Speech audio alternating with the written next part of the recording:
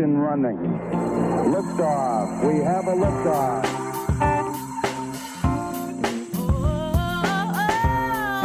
A wise man once said, "You don't choose the podcast chooses you." So consider yourself one of the chosen ones. Join us as we discuss books, masonry, esotericism, mysticism, lore, and more. It's one small step for man, one giant leap for mankind.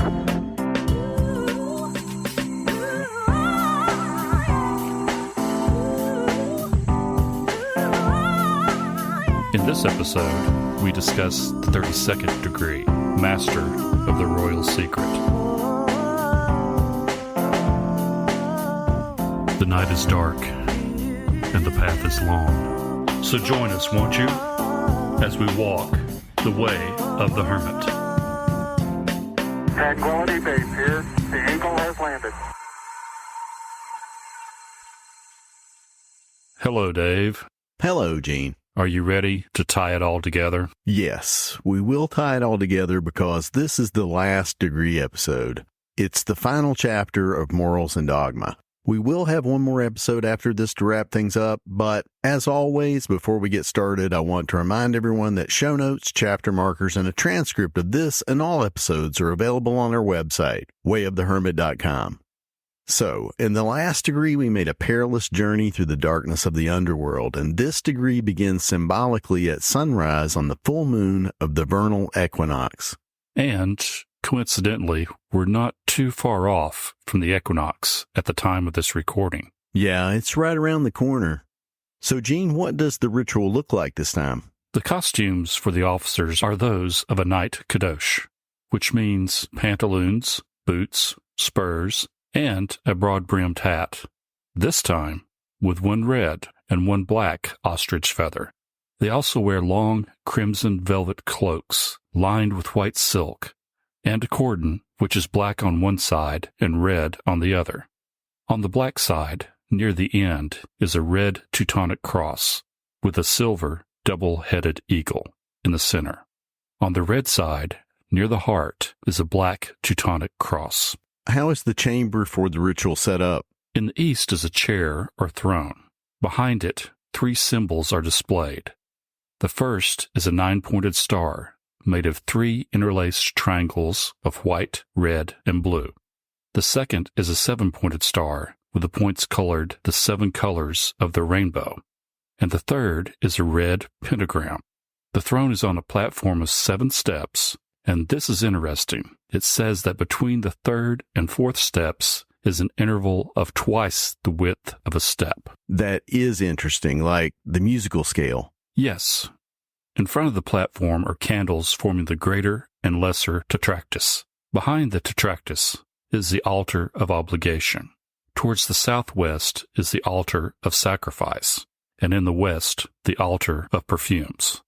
And finally, in the center of the room is a model called the camp, or the encampment, which is the main symbol of the degree. What does the altar of obligation look like? It's covered with a purple cloth with the letters A, U, and M on its east, west, and south sides. On the altar are the Bible, the Book of Constitutions, and a triple triangle of gold bars. There's also a 3-foot by 4-foot by 5-foot triangle of candles around it. So how are the other altars decorated? The altar of sacrifice is a 3 or 4-foot square altar with a bowl for sacrificial fire, and the sacrifice is symbolized by 4 bundles of either 3, 5, 7, or 9 twigs.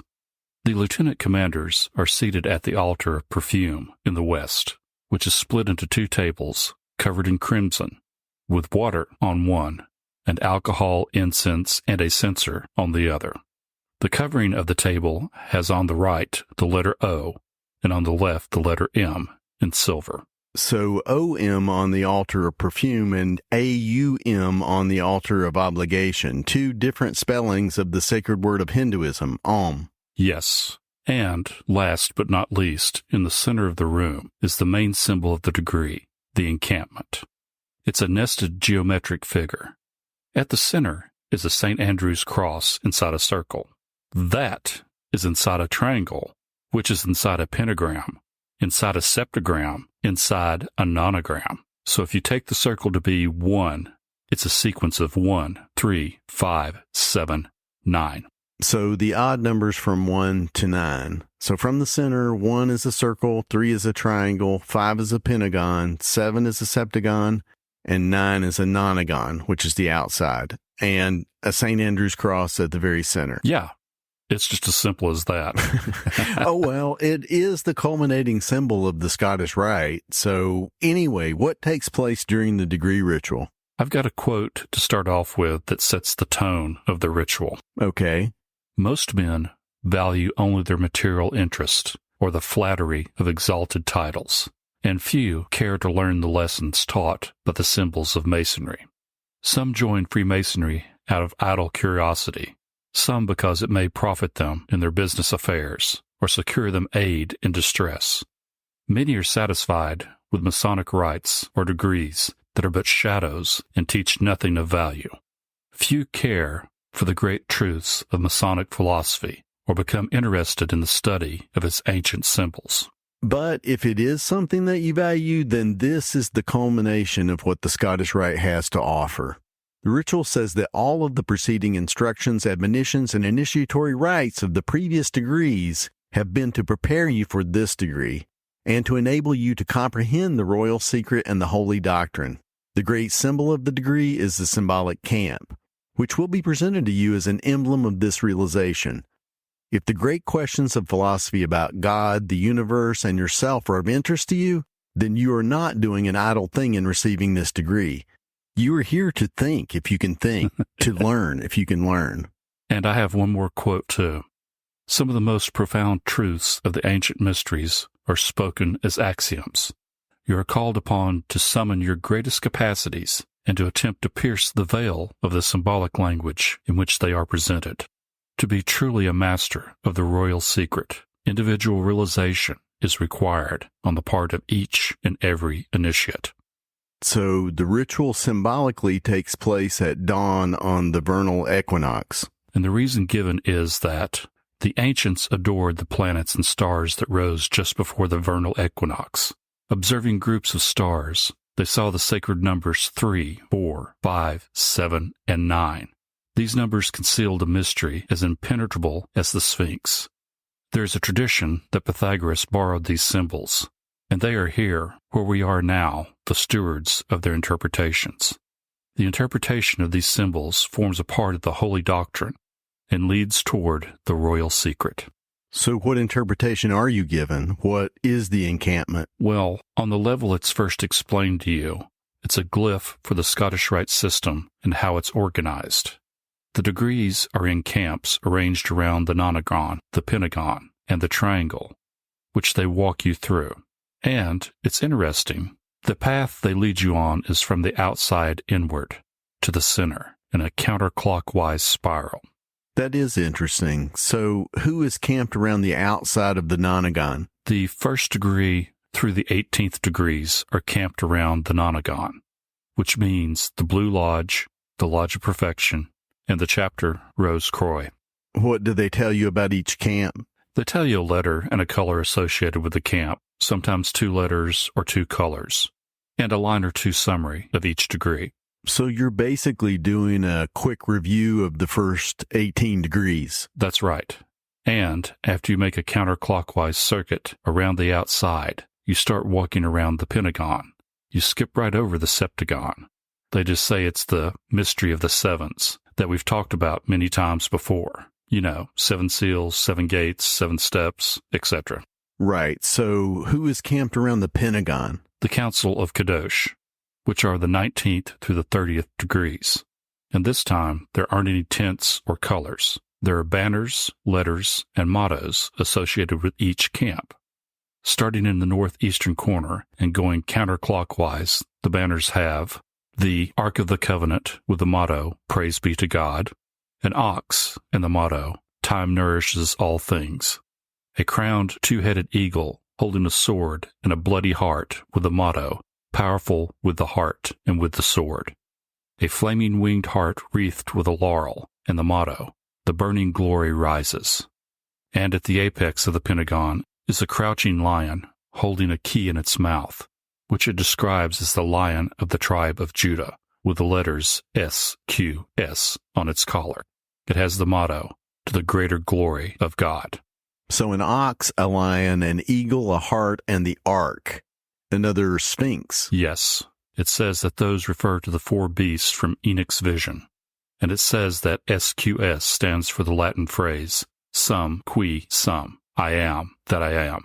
So that completes your traversal of the Pentagon and the Council of Kadosh. All that's left is the consistory, which is the 31st and the 32nd degree. And I'll just read the ending quote of that section. It says, "Enclosed within the Pentagon, you see the equilateral triangle shown to you in the 30th degree. At its angles are encamped the Inspector Inquisitors and the Masters of the Royal Secret. Within the triangle is a circle, the symbol of one. On its circumference are the quarters of those Inspectors General or Masons of the 33rd degree, generals invested with the command of divisions. Within the circle is a St. Andrew's cross. At the intersection are the quarters of the Grand Commander, and, at the four extremities, those four Inspectors General who are invested with the dignity of marshals." So it also includes the 33rd degree and alludes to their oversight of the Scottish Rite system. It does. It's a glyph of the whole system, but of course, it's something else too. We were told at the beginning that it symbolizes the royal secret, which leads to an understanding of the Holy Doctrine, and that's what's talked about in the second section of the ritual.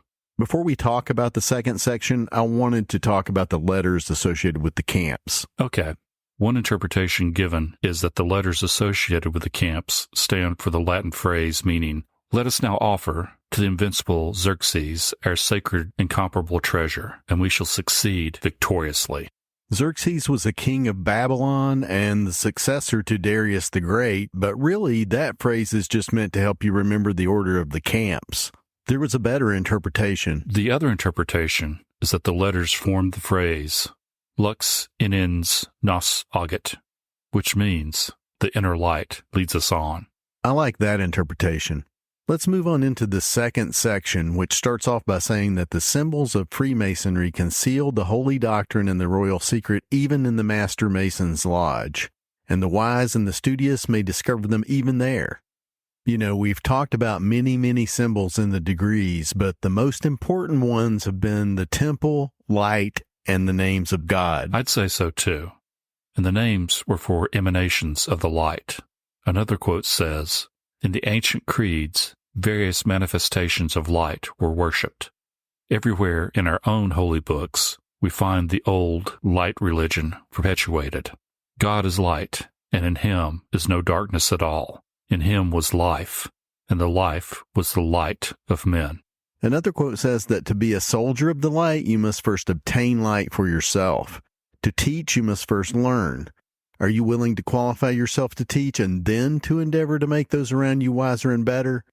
The great truths of religions and philosophies teach us what God and nature are and what we are, and lift us up into the sphere of intellectual independence. The wise man makes neither a god nor a devil in his own image. I like that quote. Anyway, at this point in the ritual, you have to take 5 vows. The first 3 are about fighting against despotism from the church and state, or wherever it arises to oppress the human spirit. I'd like to read the third of those vows, but it's long. Okay, go for it. The people do not so often become the abused instruments of crafty dictators through ignorance, but by the blind readiness with which they surrender thinking for themselves. If they cannot find a genuine hero or a live prophet, they will be restless until they find a leader of some sort or other. Those who are truly fit to lead are seldom popular. The pretentious demagogue replaces them. They are the ruin of republics, and yet no republic is without them or fails to trust and honor them. If you are willing to swear eternal hostility to the incompetent, the unprincipled, and the foolish who seek to assume to be the leaders of the people, and if you will henceforth endeavor to protect the people, come again to the altar of perfumes. That's really good. The fourth vow is 7 short statements, which are basically a summary of the Gnostic or Kabbalistic theology of light that we've discussed throughout the degrees, but it's referred to in the ritual as the Holy Doctrine or Sacred Doctrine. I have one more quote from the ritual. It says, "You will recall that you were introduced to a philosophical system known as the Kabbalah. Its chief symbol was the tree of life, represented by 3 pillars. The 2 outer pillars represent parallels. Everyone has within themselves the same opposites, such as good and evil, virtue and vice. Your task is to reconcile those parallel forces, and in so doing, you become the middle pillar. This is the royal secret." And my last quote from the ritual says that this royal secret, or equilibrium, prepares us to understand the Holy Doctrine. This doctrine, simply stated, is that the human spirit is a ray of the divine light. Thus, God dwells in the human soul, and the divine intermingles with the human. We are the sons of God, as we are the sons of men. All right, let's start into the last chapter of Morals and Dogma. What's the first thing you have? The first thing I have is the opening paragraph of the chapter that declares that the occult science of the ancient Magi was concealed under the shadows of the ancient mysteries. Magism was the science of Abraham and Orpheus, of Confucius and Zoroaster, that was engraved on the tables of stone by Enoch and Hermes. The tradition of the single revelation has been preserved under the name of Kabbalah by the priesthood of Israel. And that quote continues by saying that the Kabbalistic doctrine, which was also the dogma of the Magi and of Hermes, is contained in the Sefer Yetzirah, the Zohar, and the Talmud. The Zohar is the key of the holy books and opens also all the depths and lights, all the obscurities of the ancient mythologies and of the sciences originally concealed in the sanctuaries. But then it says that unless you know the quote-unquote secret of the key, that for even the most penetrating intellects, not initiated in the secret, the Zohar is absolutely incomprehensible and almost illegible. The secret it's referring to is the royal secret, which we've been told is equilibrium, which seems like a letdown. I mean, if you just skip to the end here to find out the quote-unquote secret, you'll be sorely disappointed. Sure, but the ritual shows what you have to do. You have to walk the walk through the camps. You have to assimilate the symbols from the previous degrees. Let's walk through the encampment diagram and talk about what each part symbolizes. Okay. As we talked about earlier, the outside is 9-sided, a Nonagon. Around it are the camps of the first 18 degrees, the Blue Lodge, the Lodge of Perfection, and the Council Rose Croix. Let's talk a little bit about each of those. The Blue Lodge myth is about the early construction of Solomon's Temple, which was interrupted by the death of Grandmaster Hiram Abiff and the loss of the word of a master mason. It culminated with the raising of Hiram and the establishment of a new word. And then the Lodge of Perfection was about completing the first temple. It culminated with our finding the true name, the Tetragrammaton. But then the true name was again lost with the destruction of the first temple. The building of the second temple was the goal of the chapter Rose Croix. At its completion, we were given the true word, INRI, to replace the word that was lost. So the 9-sided figure contains the degrees related to the building of the first 2 temples, and also the first 2 names of God. You know, the completion of the first temple coincided with the discovery of the true name, and the completion of the second temple coincided with the discovery of the true word. It's like they fit together. Yes, a new symbol for divinity and a place for it to live. That's good. The 3 stars hanging in the east make you think of that idea too. One of them is a 9-pointed nonogram that fits nicely inside the Nonagon. It's made of 3 interlaced triangles, 1 blue, 1 red, and 1 white. Those are the colors of the camps of the culminating degrees in each Scottish Rite body. So it's those 3 interlocked, and they fit right inside the encampment. Even though the colors of the interlaced triangles are red, white, and blue, I think of them as red, blue, and green. You know, RGB, the primary colors, that if you mix them together, you get white. I think that's what the outer Nonagon ultimately represents. The unified or white light of Kether, the source of light in Kabbalah, and the 9 emanations are the points of the figure. In addition to the encampment illustrating the Scottish Rite system, it also serves as a tracing board of the Holy Doctrine, the Gnostic theology of light. In that view, the Nonagon is the macrocosm, and the three interlocking worlds that fit inside are heaven, earth, and mankind, who partakes of both. Going inward, the next figure is the septagon, which doesn't have camps around it, but in relation to the Holy Doctrine, I think of it as acting like a prism. What do you mean? It takes the white light and refracts it. The second star in the east is a septagram with points colored the 7 colors of the rainbow. It fits inside the septagon and provides the key to the way that reality is expressed through the number 7, like the 7 colors, or the 7 notes of the musical scale. The 7 steps of the philosophical ladder, and all the 7s in Revelation, which again, as we've discussed, are ultimately related to the lower 7 sephirah in the Tree of Life. The 7 do seem like an interface, as it were, between heaven and earth. A quote from the ritual says, "Through the 7 planetary spheres represented by the mystic ladder of the Mithraic initiations, and it by that which Jacob saw in his dream, not with 3, but with 7 steps, the souls emanating from the deity descended, to be united to their human bodies, and through those 7 spheres they must reascend, to return to their origin and home in the bosom of the deity." Sort of like a rainbow bridge.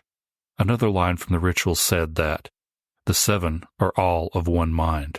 Which is also a reference to the Tree of Life, where Tifereth is the one mind or organizing principle of the lower 7 sephirah. That organization is also represented by a dot inside a hexagram. There was also a statement that said that the 7 are 4 male and 3 female. What did you make out of that? Well, there was that extra half step referred to between the 3rd and 4th steps on the platform in the ritual. And also the 7 liberal arts are broken into 3, the trivium, grammar, rhetoric, and logic, and the 4, the quadrivium, arithmetic, geometry, music, and astronomy. And there's also the 3-4-5, or Pythagorean triangle, which the lecture says represents man as a union of the spiritual and material, of the divine and human. The base, measured by the number 3, the number of the triangle, represents the deity and the divine. The perpendicular, measured by the number 4, the number of the square, represents the earth, the material, and the human. And the hypotenuse, measured by 5, represents that nature which is produced by the union of the divine and human, the soul and the body. And that union or equilibrium is illustrated in the frontispiece to the lecture, which is The Hermaphrodite by Heinrich Kuhnroth, which we've talked about before. Over the male half of the being in the image is the symbol for the sun, and over the female half is the moon. The female half holds a square, and the male half holds a compass. Here's a quote from the lecture. Return now with us to the degrees of Blue Masonry, and for your last lesson, receive the explanation of one of their symbols. You see upon the altar of those degrees the square and the compass. The square is an instrument appropriate to geometry or measurement of the earth, and therefore is a natural and appropriate symbol of this earth and the things that belong to it.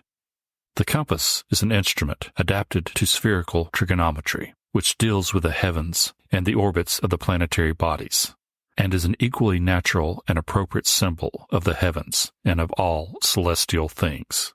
And you have to stretch your imagination to see it, but what that is saying is that the square symbolizes all that is meant by Earth. The Earth Mother, where our food comes from, what our bodies are made of, the animals, the trees, the waters, all of that. On the other side is the unbelievable spectacle of the heavens. I mean, just take a look at some of the James Webb images. Whatever ideal you have of God or of unity has to encompass all of that. It's a lot to take in. We talked in the last degree about the daily cycle of the sun. This degree relates the concepts of that night journey with the yearly cycle. Just like the sun appears to wear out at the end of the day and need renewal, the duration of light waxes and wanes during the year. Which is why this degree is set at the Vernal Equinox. It's like the sunrise of the yearly cycle. It's light overcoming darkness, because days become longer than nights for a time. But more importantly, life returns to the earth. And that is the really important part, but we're so cut off from the natural world that we can't see that. If you can, just imagine what winter is like for animals and what it's like in spring to feel the light and the life returning. Or just imagine it didn't happen. We'd all starve or freeze to death. I mean, really. The sun is literally our source of life. It is. And because of that, most world mythology concerns the cycles of the seasons, marked by the solstices and equinoxes. One way of marking these points is to watch where the sun rises on the horizon. Its southernmost point marks the winter solstice, where it makes the lowest arc in the sky, so it's the shortest day. Then it moves north on the horizon until it reaches its northernmost point, which is the longest day, the summer solstice, and then it starts back south. And the point in the middle is the equinoxes, which ties back to another basic symbol of Masonry, 2 lines with a dotted circle between them. The dotted circle is the symbol of the sun, and the 2 lines are the 2 pillars of the temple, and also the summer and winter solstices. So, it's the sun rising along the middle pillar on the equinoxes. Another way of marking those times is that different stars appear to rise with the sun during the year. The 4 that have been commemorated to mark the seasons are Aldebaran in Taurus, Regulus in Leo, Antares in Scorpio, and Fomalhaut in Aquarius. And those zodiac signs give us the 4 living creatures of Enoch's vision, which are very close to the images on the banners around the Pentagon. They're the Sphinx of the year and of time. And the key of this riddle of the Sphinx is the 3rd of the 3 stars hanging in the east, the pentagram, which fits inside the pentagon. With the point facing upwards. Exactly, because it has the same meaning as the compass on top of the square. It's spirit ruling over the forces of earth and the elements. It's our microcosm. And around the pentagon are the camps of the degrees of the Council of Kadosh, the 19th through the 30th degrees. Those degrees were about the quest for the 3rd temple and a new name to replace the one that was lost. But the new temple wasn't completed in those degrees. No, but going on inward, inside the Pentagon, is the triangle. This part of the encampment is referred to in the ritual with the lines, 1 is 3, and 3 are 1, the fire, the dawn, and the morning star. That refers to the macrocosmic trinity, the 3 interlocking triangles, or Isis, Osiris, and Apophis. Another line refers to this triangle, which is the trinity in us. It says, 1 is 3 and 3 are 1, the Creator, the divine wisdom, and the divine word. That is the divine word, or the Logos. Esoterically, it's our ability to use symbols. The lecture said that this concept was sometimes illustrated as a triangle representing spirit inside of a square, which symbolized matter. Here, it's the triangle inside the Pentagon. Around it are the camps of the consistory, which are this degree and the 31st at the lower corners, along with the images of a raven and a dove. And at the apex of the triangle is a golden phoenix, a reference to the completion of the great work. But there's still one more symbol, the circle inside the triangle. The circle has a St. Andrew's cross in it, which we talked about in the Night of St. Andrew degree. To me, that symbolizes your central axis, your kernel of consciousness. Since the circle represents the number 1, I see it as a seed, as in the Kabbalistic dictum, Kether is in Malkuth, and Malkuth is in Kether. It's the 4-fold name embedded in the word. It's the oak hidden in the acorn. That's a good analogy. So we've made it to the center of the encampment, and the walk we made in the ritual symbolizes the completion of the Scottish Rite degrees. But the ultimate quest we've been on, the completion of the 3rd temple, never explicitly happened. It's implied by the golden phoenix at the apex of the triangle. But we've talked about this in the Council of Kadosh degrees. The 3rd temple is in you. You have to construct it inside yourself. And again, thinking of Bucky Fuller, form, fitting, function. The shape of your temple will match the ideal of God you have. But again, it's a symbol and a place for it to live. All of us are living temples. And in the mythology of the degrees, the temple can only be completed when the middle pillar is raised, and the royal secret of equilibrium is the means. But this capstone event and all the others leading up to it were symbolized in the third degree of Master Mason, specifically in the raising of Grandmaster Hiram Abiff. Is Hiram the third temple? I think he symbolizes all of the temples and also the middle pillar. But all of the details around his resurrection, the technique, are right there on the banners around the Pentagon. The 5 points of fellowship. That's right, which are themselves symbols of elemental purification. But anyway, the 5 points relate to the images on the banners. The ox is the foot, the ark is the knee. You have to think about that one. The flaming heart is the chest. The double-headed eagle represents the heads of the one raising and the one being raised. And of course, the grip is the lion. Take a good look at the banner at the apex of the Pentagon. Wow. Okay. It has a lion with a key in its mouth. The ritual says it represents the lion of the tribe of Judah. So there's the lion's paw. The grip of the lion's paw was the means used to raise Hiram the third time when it was successful. Right. The first time the skin slipped and he couldn't be raised. That corresponds to the first Solomon's temple. The implication is that this first temple, at least what it symbolizes for us, our first conceptions of God, were superficial. In terms of the lineage of the Holy Doctrine, it represents Judaism and perhaps an image of God that exhibits as many human traits as it does divine. A stern and jealous God. As in God the Father.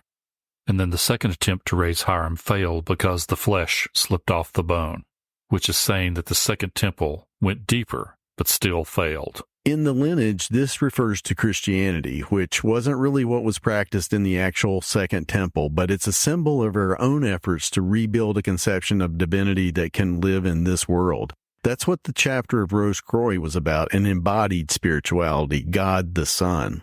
But the third attempt succeeds because of the technique that's used.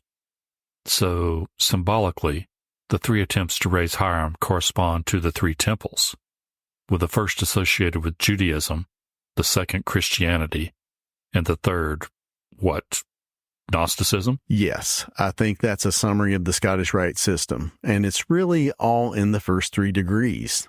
But the Scottish Rite provides the historical context and the philosophical concepts that you really need to understand what those symbols mean. The lecture says that until now, humanity has been endeavoring to stand on one foot, sometimes on one, sometimes on the other. I am, God said to Moses, that which is, was, and shall forever be. But the very God in his unmanifested essence, conceived of as not yet having created and as alone, has no name. Is that saying, then, that those other faiths are flawed? Absolutely not, but it does express the notion that the true meaning of the symbols they use have, for the most part, been lost, and that Masonry is an attempt to keep them alive. All along, Masonry has been said to be about the core of religious faith, the bones of it, and it's gripping onto the bone with a lion's grip that finally succeeds in raising Hiram. So, what about the word that's whispered to Hiram when he's raised? Is that the sacred word of this degree? Om? Well, you know that's not what you're told at the time, but in the context of the whole system, yes, it is. Whatever it is, it's just a symbol for the highest conception of divinity you can achieve, but Om is a good choice for the final word. It's the sacred word of Hinduism, and it actually means, let it be so. Like, so mote it be? Or even Amen? Amen? Which all mean the same thing. They're all forms of asking for a blessing or divine ratification of something, to try to speak it into being. Let it be. Like how God spoke things into existence, even light. God said, let there be light. And if you think about the staging of the third degree ritual, it's implied that having this word whispered mouth to ear is what resuscitates Hiram and brings him back to life. Before that, he's just a standing corpse. Which again makes you think of Genesis. Adam is initially a creature of earth, a golem. But then God gives Adam his breath. God doesn't speak Adam alive. He breathes his essence into him. It's a transmission of light, which is exactly what is symbolized by the sacred word. It's the light of the Scottish Rite system, passed from mouth to ear, from initiate to initiate in a sacred chain. And if you've prepared a place for it, it can provide you with the same illumination. The third temple, a new conception of divinity and a place for it to live. It comes alive through you. And that's a good place to end our discussion of this degree. Do you have anything else you'd like to say before we end? I'd like to read the last paragraph in Morals and Dogma. Okay. As in each triangle of perfection, 1 is 3, and 3 are 1. So man is one, though of a double nature, and he attains the purposes of his being only when the two natures that are in him are in equilibrium. And his life is a success only when it, too, is a harmony and beautiful, like the great harmonies of God and the universe. Such, my brother, is the true word of a Master Mason. Such is the true royal secret which makes possible and shall at length make real the holy empire of true Masonic brotherhood. That's a really nice quote, and I'd like to read one more quote too. You have heard the Holy Doctrine that the human spirit is a ray of the divine light, and you have learned that our royal secret is equilibrium. When these teachings have become real to you, you will always strive to see the best in humanity and always marvel at all of creation. When you can read the grand design from the book of nature, the world will indeed become a most holy place to you. Indeed. And the last line in Morals and Dogma is the Latin phrase, Gloria Dei est salari verbum. Amen. The glory of God is to conceal the word. Amen. So mote it be. And that's it. We're done with the degrees, but we will be back for one more episode. That's right. In the next episode, we're going to wrap up our discussion of the Scottish Rite system. So, I'm David. And I'm Gene. Join us next time as we continue our exploration of Morals and Dogma, the annotated edition. As we walk the way of the hermit.